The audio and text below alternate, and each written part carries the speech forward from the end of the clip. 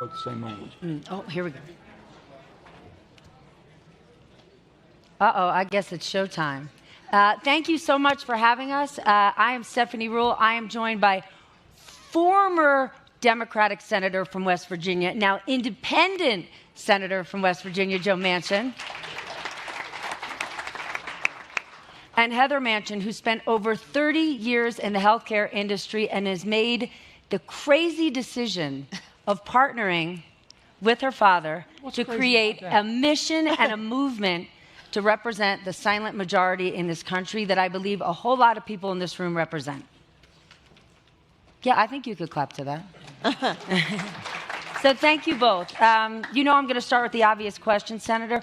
What made you decide to make this move? What couldn't you do as a Democrat in office that made you make this decision with just a few months to go? Both brands have become so toxic because they've basically been weaponized. You know, if you're on one side, you're supposed to hate the other. Well, if you're a Democrat, you're supposed to hate Republicans. If you're a Republican, you're supposed to hate Democrats. I don't hate anybody. They're all my friends, and I thought, well, the best way to love both of them would be independent and talk to both of them. And you think that's how they took it? Well, let me just say this: not having a brand, and you're speaking to them. They're not looking at you through rose-colored glasses like you're trying to pull something over on them. And they know me well enough. But with that, it just made it hard. There's a lot of things I didn't agree with. And then someone said, well, why don't you be a Republican? There's a lot of things I don't agree with the Republican side. But what happens is they get to Washington, and you got to pick a side. Well, I never subscribed to that, even though I had a D by my name all my life. They said, why are you a Democrat? I said, well, I guess my grandfather was very appreciative of FDR back in the coal mining days of 1930s of West Virginia, kind of give him a start and helped him and everything. So out of loyalty, you know, I never thought anything. I have never looked at politics as far as a partisan issue or Democrat, Republican. Never have. Did you feel like you couldn't be a Democrat representing West Virginia, or did you feel like the Democratic Party went too far to the left for Joe Manchin? Yeah, it went too far to the left for me, basically, to go home and defend. I've always said this, you know, you are who you are by where you're raised, how you're raised, and who raised you. No matter what station in life you are today, God bless everybody, but you still think about how you were raised, where you were raised, and who raised you. Can you go back home and talk to them? Well, if I can't go home and explain it, I can't vote for it. I can't support it.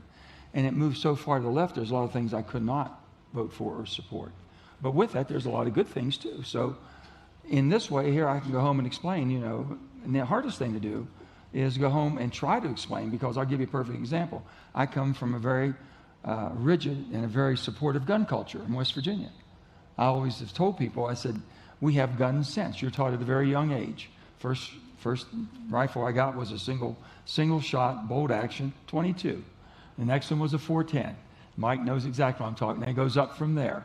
So what happens though, but you never loan your gun to a stranger. You don't even loan your gun to a family member who's not responsible, and you never sell your gun to a stranger. So when I finally did the Manchin Toomey bill, you know, and everybody says, oh my God, you can't do that, because 4 Democrats didn't vote with me because they come from gun states. I says, if I can survive in the toughest gun state, you surely can survive. But you got to go home and work and explain it. So I went to every gun store in West Virginia and explained what I tried to do. I said, you all have taken background checks. I've always had a background check. I like to know the person doesn't want a background check. Why are they there? Heather, you didn't just come home for Christmas. You came home and stayed. After 30 years in the healthcare industry, you decided something has to change in Washington. You decided to start this movement with your father. Help us understand why. Because most people have just said, the whole system doesn't work, I'm not doing it. Yeah, I'm exhausted and had enough. And honestly, I had watched from afar. And you looked at the 117th Congress, and, you know, I'm recognizing that Dad is standing in between both parties. And I would have people approach me and say, you know, well, maybe your dad's grandstanding and he's just trying to, you know, get more publicity. And I said, the last time I checked, 99 other senators could vote their conscience as well. I just don't see it happening. And that to me was a pinnacle moment, that you just really realized the party grip on a party line vote, no matter the expense or the price. And so, you know, as I retired and had a little bit of time on my hands and spending time with Mom and Dad, I just started following the money, and I'd come, you know, back at the end of the evening and ask Dad, I'd say, I knew politics was a business. I didn't realize how big of a business and the billions. And you look at the 2020 presidential election, $10 billion was spent, $6 billion by the Dems, $4 billion by the Republicans. That shocked me. I didn't realize the Democrats had outraised and outspent, outorganized the Republican, and that there were everything from nonprofit organizations like Arabella managing gigantic nonprofits. Their private equity owned all the Democratic infrastructure. And every time I'd have dinner with Dad and fellow senators and ask them, they had no idea about any of it. And I said, I feel like it's the NFL in the 60s where the players played the game of football. There was a business up here, but they weren't making money. Now, of course, everybody's doing quite well for themselves. So I believed that we needed to bring some awareness to how the business of politics was working, and that the sensible majority was really a majority of this country that needed a voice and felt homeless. What makes you think this will work? Right, when we just look at historically and we can think about No Labels or the Forward Party or Third Way, they haven't had the traction they need to break through. Why will this? Well, I got my friend Bill Nelson sitting over here, Senator Nelson, my buddy. When I first got to the Senate in 2010, I heard there was a bipartisan group. I said, man, that's for me. I went up in Bill's office, and you remember I had a gathering there, Bill? And we tried to hold that together, but the pressure's become so great on some of them. I'll give you a perfect example. I had been in politics since 1982. I was a House of Delegates, state senator, secretary of state, governor for 2 terms, and came to the Senate. I never heard the word party line vote. Not one time in my whole career in West Virginia. I heard we're just going to do this by the party line. We just included everybody. So Harry Reid come to me and I says, Harry, what's this about? This is a party line vote. This is early 2011. I said, let me read the bill. And I read the bill and I said, Harry, on my best day, I can't sell this crap in West Virginia. He says, what? And I said, Harry, you didn't hire me, you can't fire me, and I don't work for you. So I'm not going to do it. What? And I said, no. But it goes on both sides. You get pressure from both sides. It just happens. And it's easy. There's no support in the middle. What Heather's saying, there's no support really in the middle to where a person can say, well, you know, you're going to threaten to primary me? Go ahead. I've got support here. You're going to threaten the primary on the left or the right. And what has happened there, a woman one time asked me when I was at and I never had been, this is 15 years ago, for term limits. I never was a big term limit person. So I was giving this lady an audience like this, and she stood up, nice lady, and she says, Joe, I think you ought to be for term limits. And I was telling her all the reasons why. You'll lose all the experience and all the knowledge and all that. She says, just think of it this way, Joe. She says, if you were for term limits, maybe we get one good term out of you. I couldn't argue. She sold me. I've been for term limits ever since, because at least one good term you'd have. A person didn't have to be threatened to get primaried. They could do what they want. So I thought about that. So I've come to the conclusion, it'd be great. I bet you've put on the ballot. Supreme Court, 1 18-year term. President, 1 6-year term. Senate, 2 6-year terms. And House, 6 2-year terms. 12, 12, 6, and 18.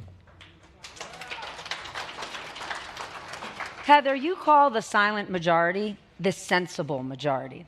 And I believe a lot of people here aren't the disaffected voter, but they're part of the sensible majority who thinks, I guess this system doesn't work, but they want it to. So let's get practical on what has to get done. Yeah.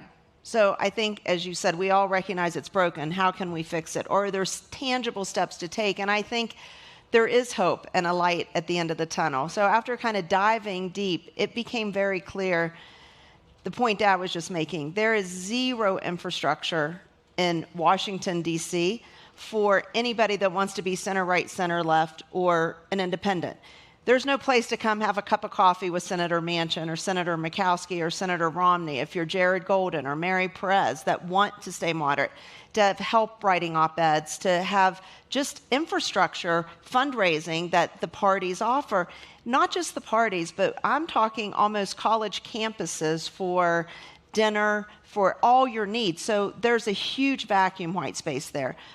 So that is needed to be filled for sure, a center for the center. I think structurally, it's totally nonpartisan, but if we opened primaries and gave the ability to have ranked choice or immediate runoff in a general election, I think it is the most proven way to level the playing field of parties. It's not saying you're anti-party. You get one ballot for a primary. You see Republican, Independent, Democratic candidates. You vote for one. Then the top 4, the top 5 go to the general election, and you rank the order of whom you like. We know it moderates. We know that's the only reason Senator Murkowski is in the Senate from Alaska. We know that it allows more people the opportunity to get involved, and it allows more responsible representation. So when I think back 100 years, the kind of reforms that this country went through, like went from appointing U.S. senators to electing them, we've done serious reforms in this country before. I believe that tangibly the electoral reform is doable and over the next 10 years would make the greatest difference. I think in the interim, moderate candidates, and like I said, building the center for center that just does not exist. Do you think people realize that? I bet lots of people in this room assume the way that we vote and the way that we're elected has always been the case. Show of hands, how many people here knew that 100 years ago senators were appointed, not elected?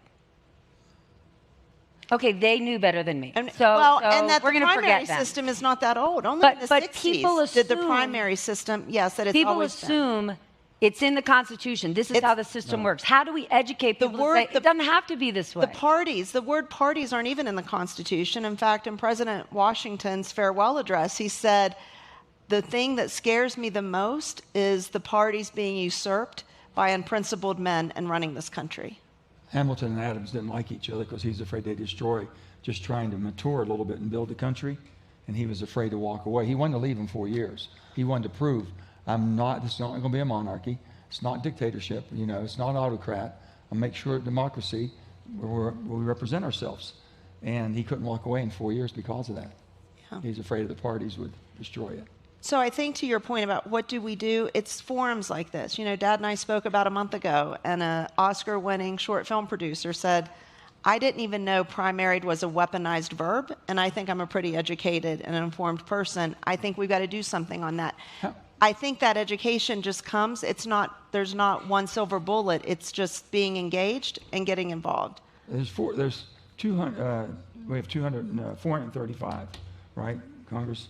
So you have that many districts. Okay, how many districts you think are competitive in Congress? It's going to flip from a D to an R or an R to a D. Not Marjorie Taylor Greene. 30. Not more than 40, we know for sure. Yeah. And 30 for sure could change. 10 are on the cusp. Out of that many, think about that. That's unbelievable. Unbelievable. So it's pretty much predetermined. And why don't they want open primaries? Because they can control. Once you control, basically, and the party backs a certain person, that person's going to go, if they're in a locked district, if it's an R district or a D district, the party's going to control. You only have about, when you think about it, for the election, okay? In the 2020 election, you had 10 million people that voted on the Democrat side for primary, 10 million that voted for the Republican side, 20 million To get people. the nomination. 150 million of us voted in the general election. Who chose? What minority chose who you have to vote for? That's what, this is it. You got to pick. And I know both candidates. I've worked with both President Trump and President Biden. And there's good qualities and bad qualities. You can pick whatever you like. But majority of Americans think they'd like to have other choices. And that wasn't to be. It just wasn't to be. Here's the challenge, though. Let's say everybody in this room agrees, signs on, says, let's do this. I want to support this movement. The problem is the way the system is set up requires process changes and rules changes. And you know who doesn't want to change the rules? All the people currently elected to office. Totally. And those are the people who you need to say, we're going to change this. They're not going to change it. The system works for them. Well, I'm watching the Republican. I can say this on my Republican colleagues, my friends on the Republican Senate side. They're going to have to pick their leader because They did. Mitch Sorry. McConnell stepping Yes. aside, okay? And it's going to be interesting because you've got 15, 16 of them who have never been through the processes we've been through. They're thinking, well, wait a minute, how come the committees aren't working the way they are? Committee, if I'm chairman of Energy and Natural Resources. If I do a bill, in all honesty, all bills and committee chairmen used to have a lot of power. The bill would have to go to the floor. It'd have a curing period of time. So 30-day curing, and if it comes out bipartisan, that means you have bipartisan support in the committee. It should be on the floor and it should be debated. That doesn't happen. It goes right to the majority leader.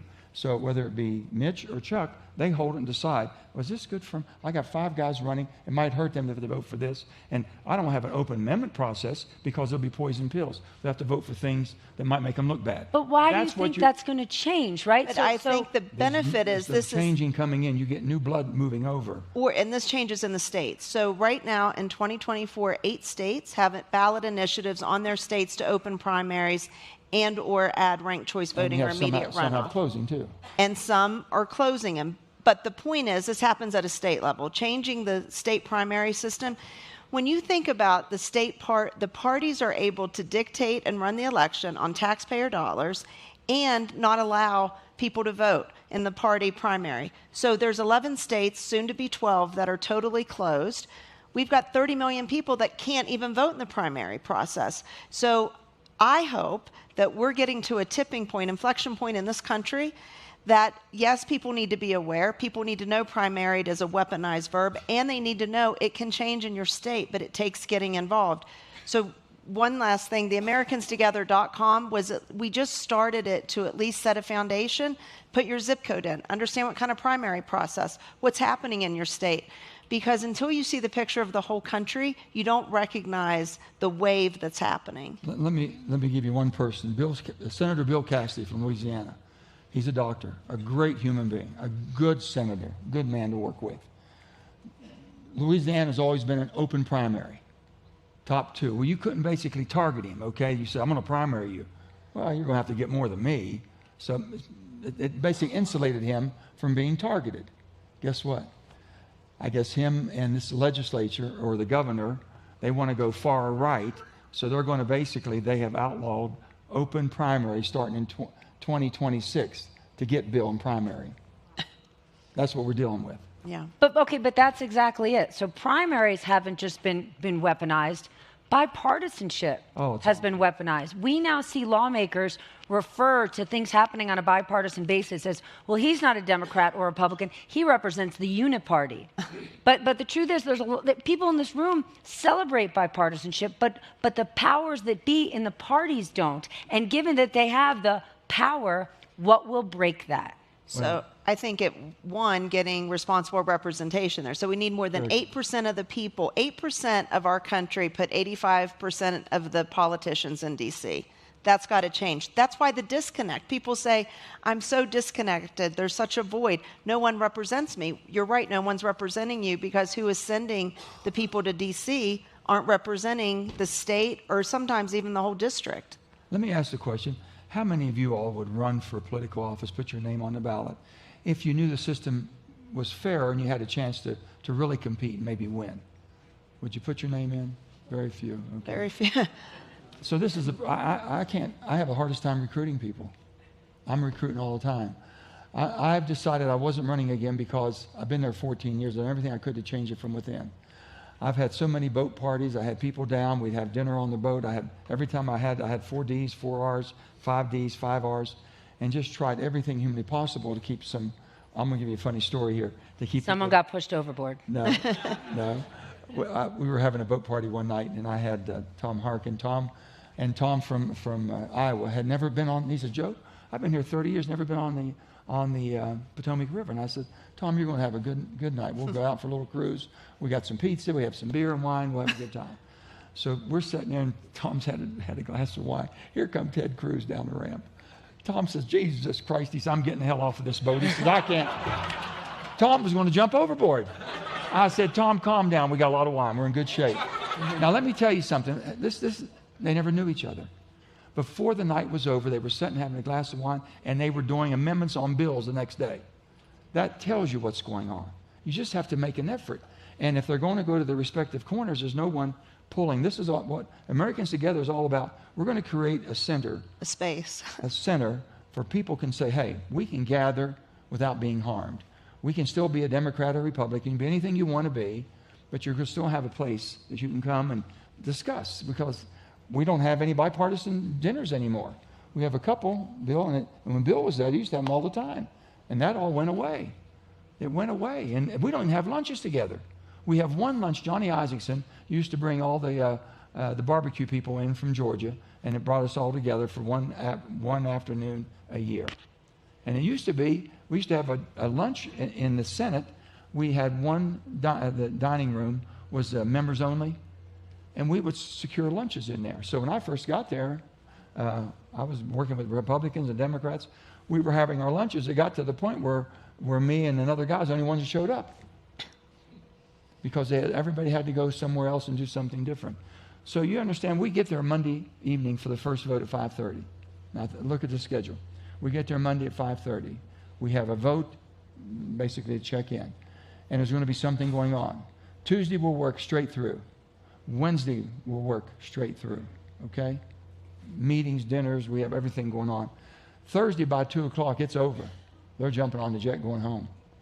And it used to be, it never happened. People used to live in Washington. They knew each other. They had weekend rallies. They went to children's games and this and that. They can't afford to live there anymore.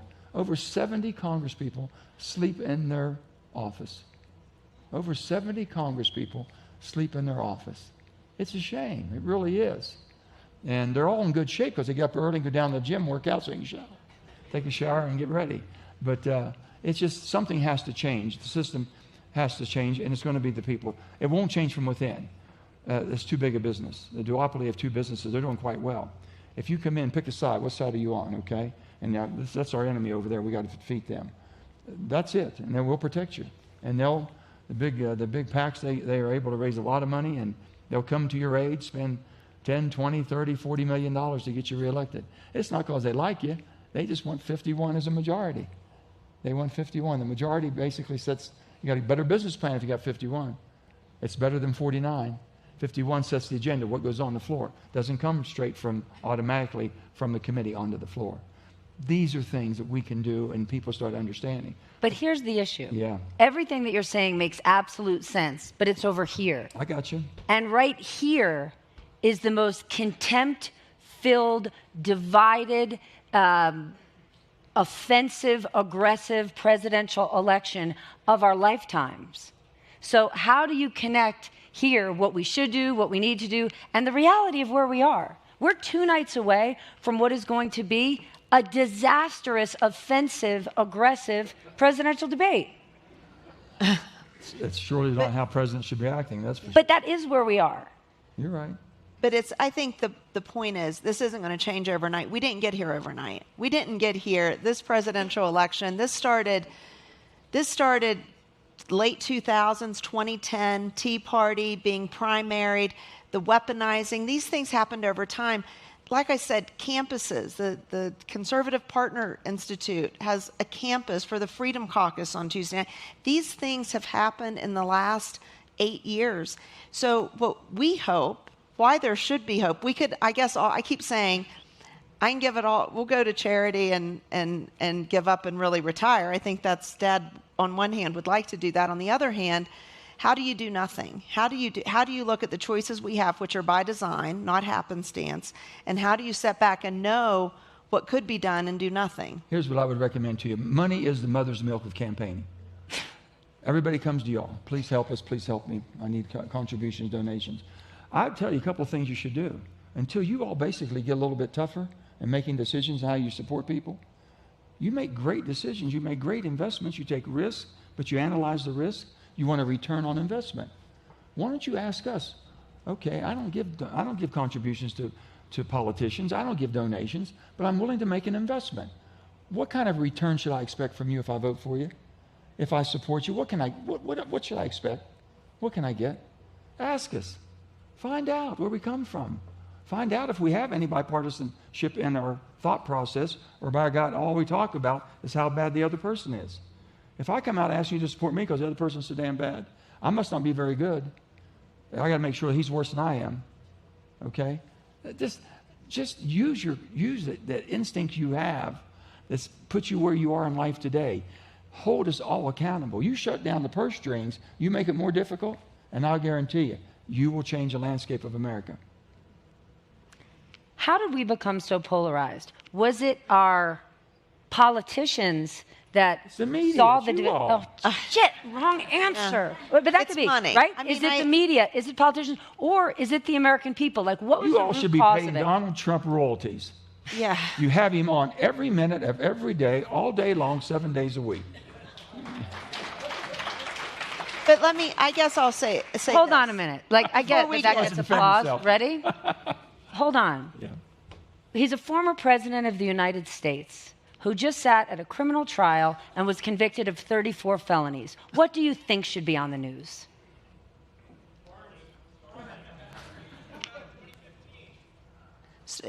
They're saying back in 2015, 2016. Whenever. I'm just saying this, the bottom line is you all have the ability to sensationalize bad behavior, okay? Because it used to be if it bleeds, it reads. Now if it's sensational, you put it on. There'd be nothing to sensationalize if the behavior wasn't bad. I know, but I'm just saying, at night I can't take it anymore. I turn on Life Below Zero up in Alaska just to get through the night. Just to sleep at night. I just try to fall asleep with that. I can't take all the other. I do think it's, unfortunately, like with most things, the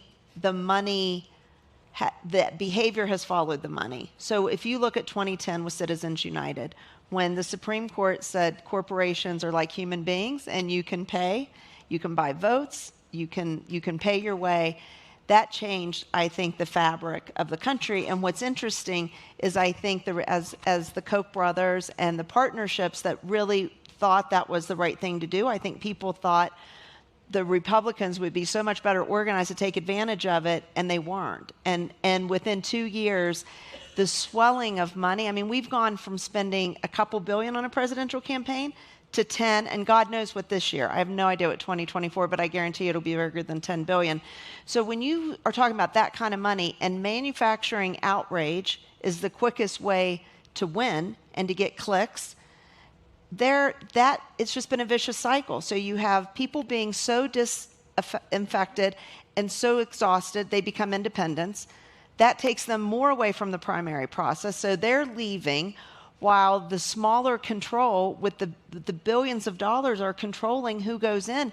So we have gotten ourselves into one vicious cycle. And I don't think you can break it overnight, but I do think electoral reform helps us get responsible representation. As Dad said, investing for accountable government. Filibuster, I hear him speak passionately about the filibuster.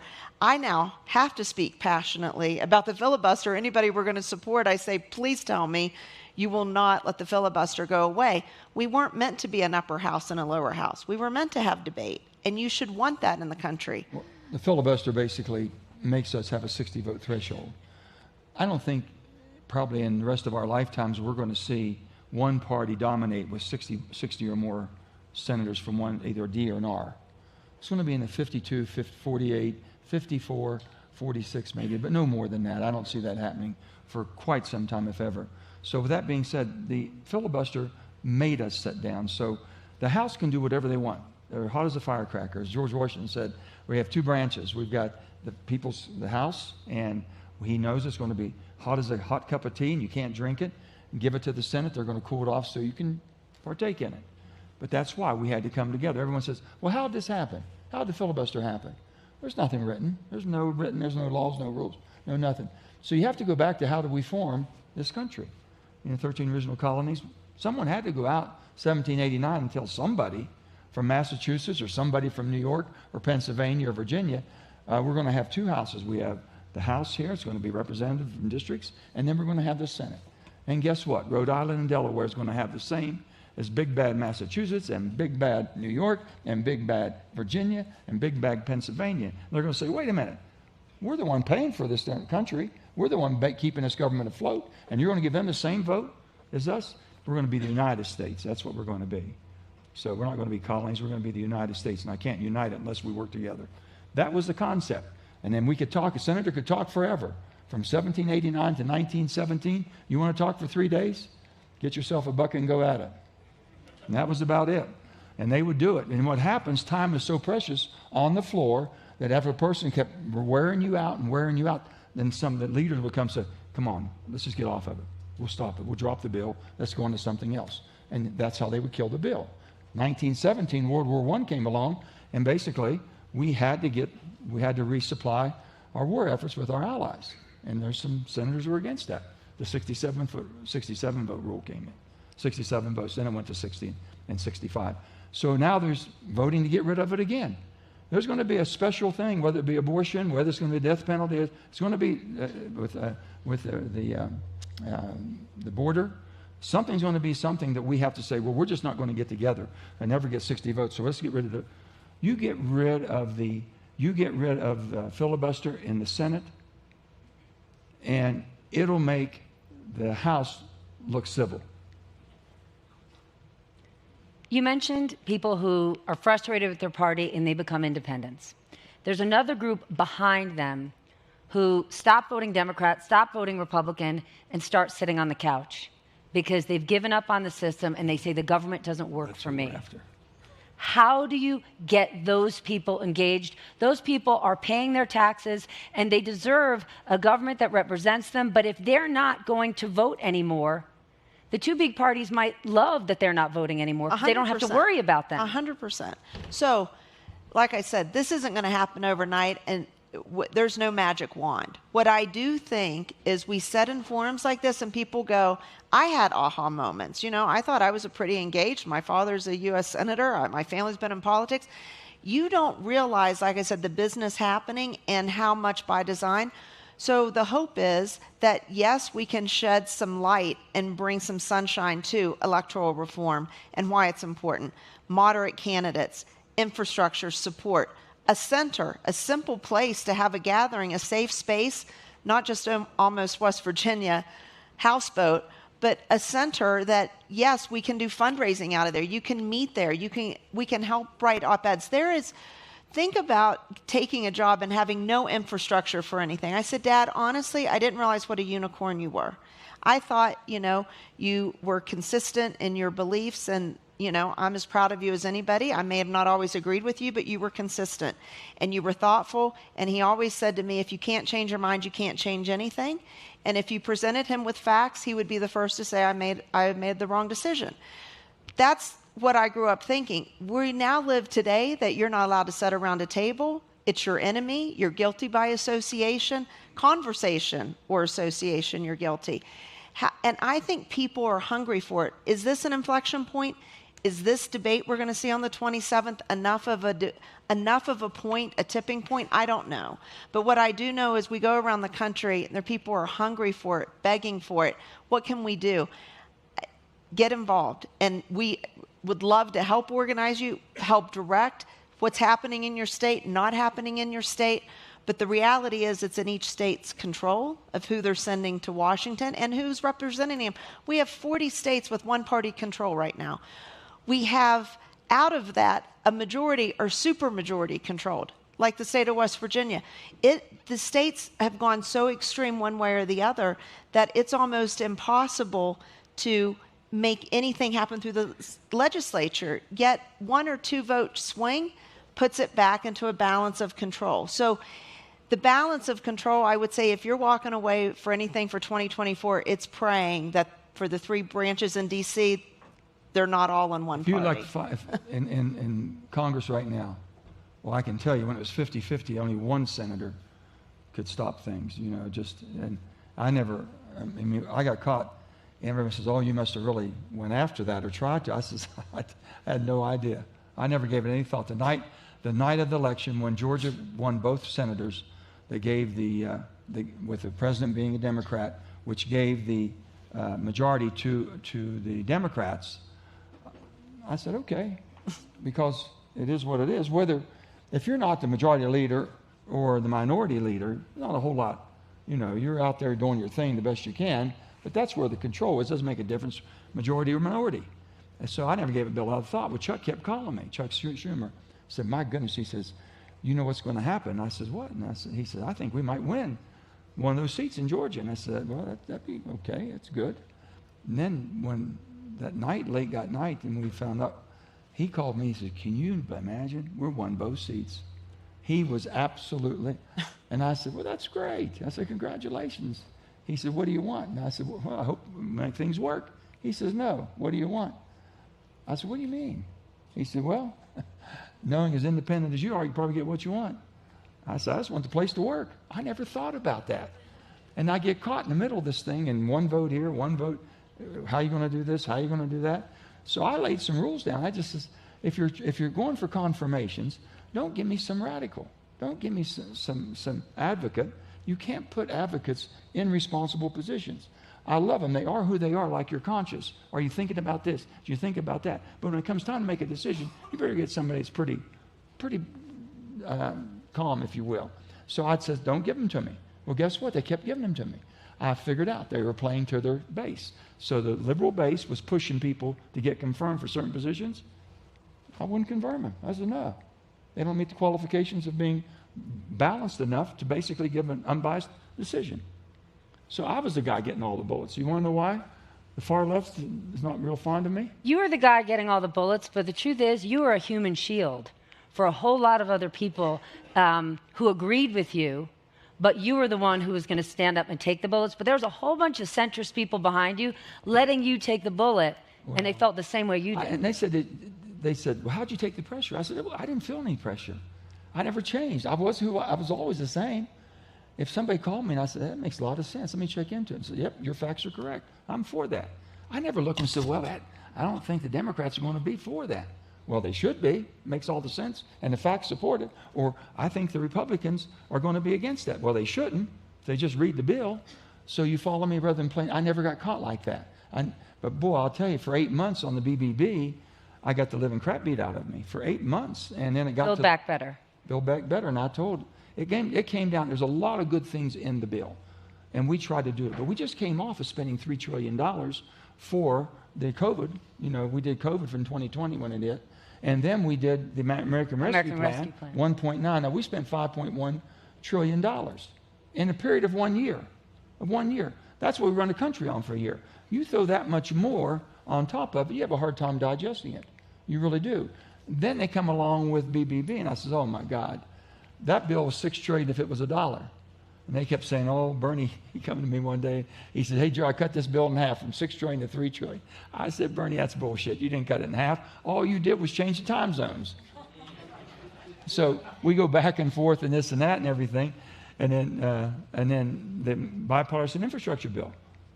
I pulled that one out. I had to give my vote to get on the bill to pull bipartisan infrastructure out. And I told Schumer, I says, hey, Chuck, give me that bipartisan infrastructure bill. We haven't done any deferred maintenance on our infrastructure for our country for 30 years. He says, will you vote for get on the reconciliation? I said, what? He said, will you vote to get on? I said, I'm not going to be for that bill. He said, just vote to get on the bill because they think they can beat you down. You'll vote for it. I said, if I get on, I'm not voting for it. He says, but I said, I won't vote to get on it unless you give us privileges on the floor. So it goes right to the floor. No cloture vote. He said, I'll do that. Well, we got the bill. Got Mitt Romney. I got Rob Portman. A bunch of us got together, Kirsten Sinema. We worked a bill, came out with a good bipartisan bill. Chuck kept his word, put it on the floor, and passed. They tried to kill it in the House. And they said I lied to them, that I said I would vote for. I said I never said I would vote for BBB. And I said I would vote to get on the bill. You got on it, and you still don't have my vote, and I'm not going to vote for it. So I finally had to tell the president, I said, Mr. President, listen, you and I are about the same vintage. You're a little bit older, not that much, but you're a little bit older than me. But I said, sir, I can't do it. I'm coming back from the old school John Kennedy saying, ask not what your country can do for you, but what you can do for your country. I just was raised, we all had to contribute and do something. You passed this piece of legislation, which you say is your marquee piece, Mr. President. I have all the respect in the world. You're going to change the psychic of this nation to how much more can my country do for me. I can't do it. You can put a gun to my head and pull the trigger. I'm not going to do it. And that's when all hell broke loose. And it was fun after that. All hell broke loose before that. And West Virginia is a really interesting state, and it can give us real insight into even how the polarization got so bad, how the MAGA movement rose up. And before you have policy and politics, you have respect, you have dignity, and you have treating one another with civility. Help us understand who that West Virginia voter is, because it's in your state where you've seen that anger, where you saw all of this support, those grievance voters. Right. Where did that come from? And where did your party miss the mark so much? Because again, before politics, it's about respect and dignity. Well, before the Depression, our little state of West Virginia, we broke out in 1863. We broke away during the Civil War. So we were one of the only states to become statehood during that period of time. And then we were Republican all the way up, because of Abraham Lincoln, we were Republican all the way to the Depression. When the Depression hit and FDR came in and gave a New Deal and everybody's working, everybody's doing something and could feed their family and take care of them, they all went Democrat. But they were still very centrist people. They weren't extreme at all. They lived within their means. They helped their fellow person. They loved their family. They just worked like the Dickens. And most of them were in coal-related businesses. Well, the coal mining was so dependent on this country to have the country we have today, that if it wasn't for the coal that miners that mined the coal, made the steel that built the guns and ships and industrial might, there wouldn't be a country we have today. Right there. I want you to talk about that a little more to our audience, because people forget the gratitude we need to coal miners. Every one of you all come from a state that's contributed so much to this country. Just think of what your state really did and how it contributed. Whether it was feeding the country, whether it's basically building things, manufacturing, or mining the raw resources we needed to make this. So that's who we were. We were all the way up from 1930 till 2014.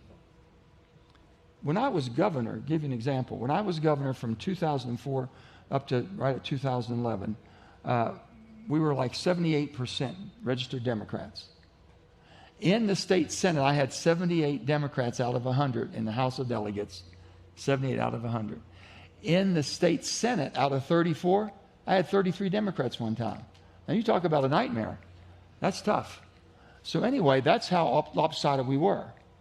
Today in the West Virginia state legislature, they have, out of 100, there's 88 Republicans, 12 Democrats. Out of 34 senators, there's 4 Democrats and 30 Republicans. How did it switch? I'll tell you exactly how it switched. Barack Obama, and I knew him when he was a state senator, and then when he was a U.S. senator, and then he was running for president. And he come from a coal state, Illinois. So we talked all the time, tried to help our people and work with them. And then he became the nominee and became president, and they were going completely to renewables. There's nothing wrong. He has that right, privilege. He ran on that. But what happened, he forgot about the people, and they got left behind. And it was almost like they were putting rules and regulations from EPA that we didn't have technology to meet. And I said, if it's not feasible, it's not reasonable. We can't hit targets that you don't have technology there. So let's not just change overnight. And they were shutting down coal mines. People were losing their job. They didn't want to leave. That's where they've been there for 100 years or more, families. And they just said, Jesus, they forgot about us. We helped build this country. And now I said, so Elizabeth Warren and I were sitting one day in Senate after the election. And Trump beat Hillary Clinton by 40 points. And she says, Joe, what happened to the West Virginia Democrats? And I said, not a damn thing. They wonder what happened to the Washington Democrats. And she said, what? And I said, let me just tell you, the best way I can explain it is this. The West Virginia Democrats felt like the returning Vietnam veteran. We have taken every order you've given us. We've done everything you've asked us. We never said no. We did the heavy lifting. Now we're not good enough, clean enough, bright enough, smart enough. You don't want us at all. You just thrown us to the side. They just flipped continuously. So I will say this about Joe Biden. He took that to heart. And I said, Mr. President, you cannot leave anybody behind. So we wrote some of these bills that we have, the RNA and RA and some of them. We have done that where you get a boost if you go into an area where that we're not using the resources anymore, whether it be coal or different things. Those areas have to be able to sustain themselves. And that wasn't done. That's how we flipped so quick. We'd have never flipped that quick. It's never been done in our history of our country. So are you voting for him in November? Who? Joe Biden, who you just spoke. Did I vote for him? No, I voted for him last time. No, will you vote for him this November? I'm going to be voting. I'm trying to bring my buddy back to the middle. I'm just working hard, pointing back. And so you will vote for him? I'm going to be pointing back to the middle. I said I love my country too much to vote for Donald Trump. And I know Donald real well, but I just think that, the orderly transfer of power, the rule of law, the love we should have for our judicial system, right, wrong, or different, it's still the best in the world. And to try to basically just destroy those two, it's more than I can take. But with that, I think those of us who've known Joe Biden for a long time would like to see the Joe Biden we've known. I'll give you a perfect example of Joe Biden that we all knew. Heather is going to stop speaking to you if you keep speaking. No, I'm going to give one real quick. Yes. 2013, I'll never forget this. Remember we had the government shut down? Ted Cruz shut the government down. And they're madder than hell and everything. So, and I know Bill remembers this one. So we were there, and all of a sudden, President Obama sends Joe Biden up to make a deal. My God, Joe Biden went right into Mitch McConnell's office. They sat down and made a deal. And opened government back up. They made a deal. The next day, we're in caucus, and I want to tell you, Harry Reid went crazy, and he says, I told him not to set that damn Biden up here for any more deals. He wants to make a deal with everybody. And that's, okay, you can make a moderate, sensible, reasonable deal. They have pushed him too far to the left. And I've told him, I said, Mr. President, your team is leading you down the primrose path. They're taking you too far to the left. With all due respect, the president, Democrats just did work with Republicans on immigration, and the only reason it got blocked is because Donald J. Trump. I agree with you 1,000%. And I've said this. I told the president a year ago, this border is porous than it's ever been. It's the most dangerous thing we have going right now. You've got to shut it down. And they were telling me, we can't shut I don't think I have the power to do it. Well, I don't think you had the power to remove all these debts from students, but you did it. Okay, by God, do it and go to court later if you believe in it. So I push them a little bit. They don't like that. I push them. Heather, give us a prescription. Let's say everybody in this room is saying, amen, sign me up, hallelujah. What do they do? Because not many want to run for office. We learned that. Sorry. Heather will sign you up. Yeah. You've got, it's this simple. You've got to get involved and engaged. And I would ask, like I said, on AmericansTogether.com, our starting point was just put your zip code in. Look at what the country looks like. Get involved. Understand what your state is. I don't know how many times we'll go somewhere and I'll ask somebody, they'll say, I became an independent, I've had enough. I said, what kind of primary does your state have? They just glaze over because we don't recognize the importance. We've got to change behavior. So you can't change behavior overnight. It's going to take a village. It's going to take a community, a coalition. I think starting with giving the center right, center left, and the independents a home, I think giving them infrastructure support that comes with your investments, as Dad pointed out, getting behind politicians that represent what you want to be represented, and how the state, what's happening in your state. Well, good news. You don't get a community much nicer than Aspen. Yeah. And they're all here. No. Let's open up to a few questions. You know what? We're going to bring you a microphone. How does your effort differ from the no labels, and what went wrong with that? I would say that if you look at kind of the political ecosystem, no labels until a year ago was very policy based. They brought bipartisanship from the House and from the Senate and sat around a table to try to come up with kind of the common ground on policy. And not very dissimilar third way. So there were several policy houses. Each had a different flair. Dad very much obviously appreciated the bipartisanship that No Labels gave. Over the last 18 months, when they decided to have this special project, to have this ballot initiative to potentially run a third-party candidate, was very different outside their wheelhouse of the policy shop they had been for the last decade. I think today they're, trying to figure out where they pivot or who they become tomorrow.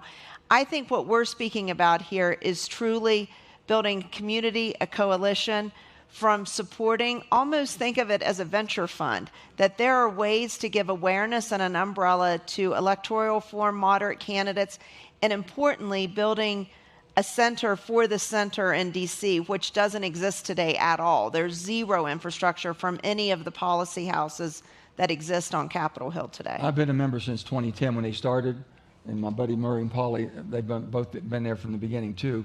But anyway, they brought us together and gave us a place to come together, and I still have great friends there within No Labels. Thank you so much for this forum. Quick question. I've read extensively Catherine Gell's book on the politics industry.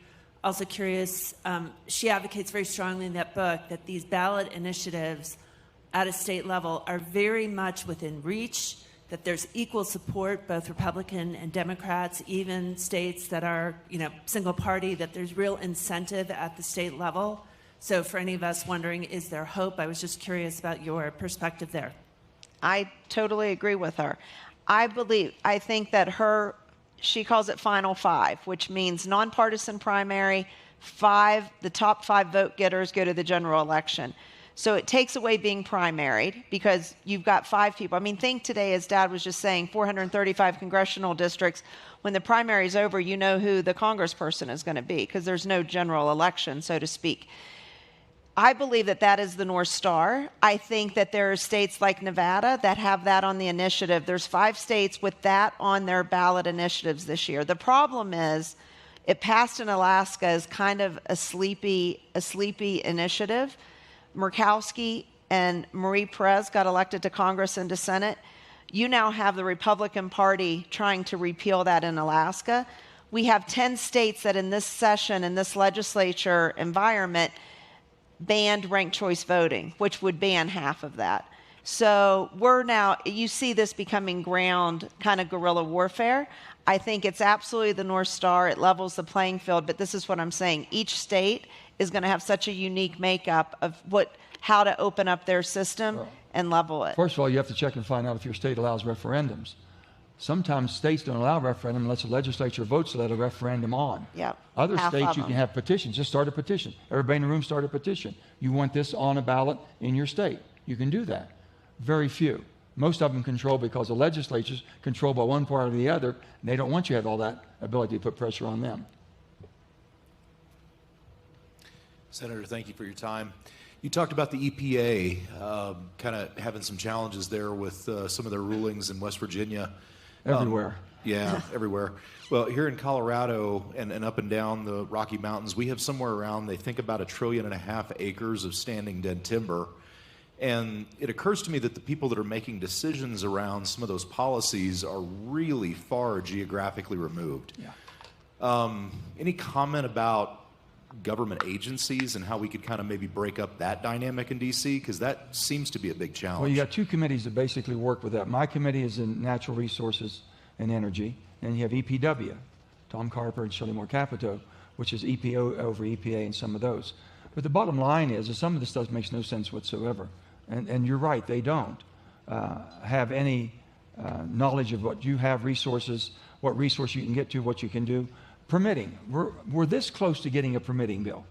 If we can't permit, right now in America, it takes you anywhere, the minimum of 5 to 7 years to build anything, okay?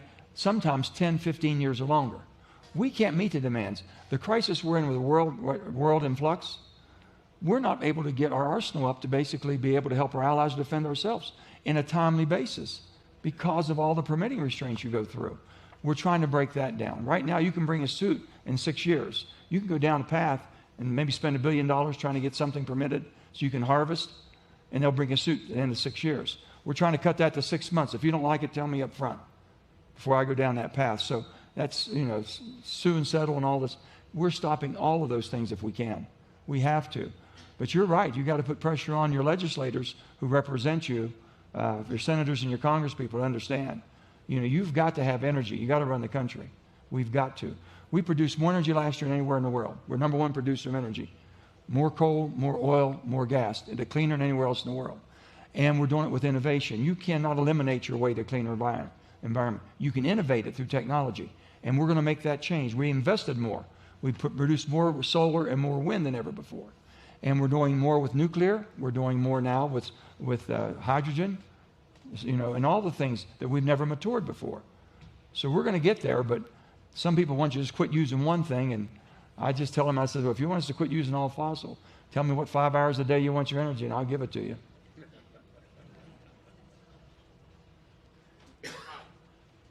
Jason Palmer, I met you at the Yes, University of Jason. Virginia, founder of TogetherPurple.org. So tell me a little bit more about the infrastructure that you're going to build with the $100 million, because I think that's really the key from being out on the campaign trail myself and having literally no infrastructure running as a centrist. Yeah. He Okay, asked. where's the mic? They're not giving us the mic Yeah, because they want me to cut this Yeah, off. so Okay, well, you Well, So yeah. go Yeah. ahead. So he just said what is really the idea with infrastructure. And it starts with fundraising, giving. It's Act Blue or Win Red. I'm sure if any of you have given political contributions online, it's one of those 2. They control the targeting list. They control the environment for the community of the politicians. So we need a nonpartisan infrastructure with fundraising. Community list, targeting list. You have nowhere to go but the RNC or the DNC to get your list about who's targeting, how do I get to them, how do I reach them digitally. So all of the things that you think, even as a business, that you need to support is what you need as a politician. Zero. There's $2.5 billion of infrastructure for the left. There's $1.5 billion infrastructure for the right. There's zero for the center. So we're saying we have to start somewhere. And it's starting with that physical space and some infrastructure and some innovation. All right, we're out of time. However, it is fantastic that so many people are engaged and they have so many questions. I know you want me to end, but everyone who's raising their hands, think really hard if you have a good question. And if you really think it's the best question that's going to be the most impactful, very quick. Raise it and here you go. You really feel that way, I can tell. Scream it out. We'll hear it. Scream it out. They won't bring a mic back. It seems like all it takes is somebody to invest a lot of money to get maybe 10 independent congressmen. You got it. You can tell the 5 people on the left to pound sand and 5 people on the right to pound sand. And then people will finally come together. It's not that hard. He's got it right. 10 and 10. You need about 10 on the House side. You need about 4 on the Senate side, 2 Ds and 2 Rs. So there's you can control the House and the Senate. There's about 14 moderate candidates running in 24. They believe that if 75%, 8 or 9 of them could band together and have the control that the far... We're going to have to protect them. And today the senator announced he's going to be giving to some of their campaigns. Yes. What's that? That's right. You announced today that you're going to be giving to some of their campaigns. I'm picking people I know that'll put country over party. But that we're going to have, I can't just support them just getting in. I need your help to support them once they get in, that we can keep them in so that they can vote their conscience and not their party. All right. We're out of time. Thank you so much. Thank you. God bless America. Thank you. Thanks for watching. Stay updated about breaking news and top stories on the NBC News app or follow us on social media.